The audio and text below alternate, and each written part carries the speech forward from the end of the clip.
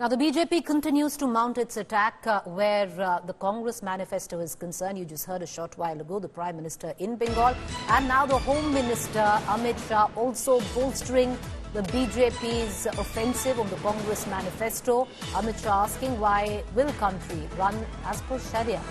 Shah reiterates Muslim League Congress manifesto. Big attack on Congress. Listen. Congress के घोषणा पत्र आने के बाद भारतीय जनता पार्टी के प्रति लोगों का रुझान और बढ़ा है, क्योंकि कांग्रेस ने अपने घोषणा पत्र में अपीसमेंट की उनकी पुरानी आदत को फिर से एक बार रिपीट किया है। कांग्रेस के घोषणा पत्र में पर्सनल लॉ को हम आगे बढ़ाएंगे, ये बात की है। मैं राहुल गांधी जी को पूछना चाहता हूं, पर्सनल लॉ को आप आगे बढ़ाएंगे तो क्या ये देश अब शरिया के आधार पर चलेगा? किस प्रकार का पंथ निरपेक्ष संविधान आप इस देश में चाहते हैं? हमारा संविधान पंथ निरपेक्ष है।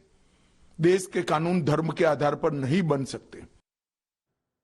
There seems to be a clear strategy, and I want to bring in my colleague Polumi, who follows the BJP very closely on this. Polumi, a clear strategy early this morning, even as polling had just about begun. You had the party president JP Nadda, exactly the same language, attacking the Congress on its manifesto, calling it the Muslim League manifesto. Something that was echoed by the Prime Minister in his rally in West Bengal, Malda, just a while ago. And now you have the Home Minister taking the same narrative forward. That's right. As far as the BJP is concerned, the BJP has found ammunition in the Congress manifesto. Can you hear me, Polumi? The party with. Yes, Preeti? All right, I think there's a bit of a problem. Polumi Saha can't seem to hear us right now. We're going to try and connect to her in a short while from now. But, all right, we have Polumi back with us. Polumi, if you heard the question, it's a clear strategy. Right. On polling day, back-to-back from party president to the Prime Minister to the Home Minister now.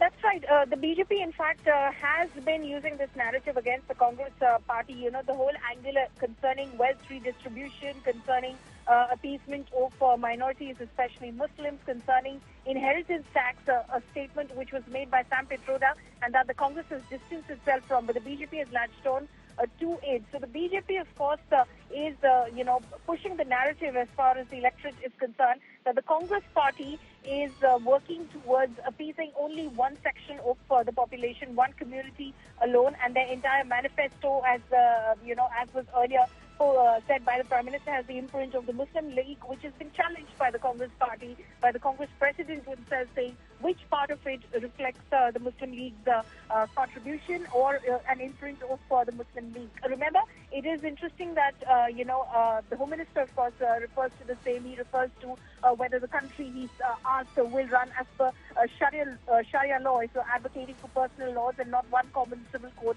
for everyone. This comes at a time, interestingly, when in Kerala, Wayanad goes to polls, and IUML is seen to be supporting Rahul Gandhi at the time that, the BJP accused the Congress party of hiding the IUML flags at Rahul Gandhi's nomination rally in Wayanad a few days back. So, as far as the BJP's charge is concerned, is that the Congress party is taking support from parties like the IUML, but wants to hide it as well because it has to campaign in other parts of the country. Maybe Rahul Gandhi wants to contest from Amethi as well, and this might not bode well for the party and its prospects in other parts of the country, especially in northern states like Uttar Pradesh, and hence, while it takes the support of the IUML, which is much of a cloud in the districts that constitute the Lok Sabha constituency of Wayanad, which includes Malappuram, which includes, of course, Kozhikode as well.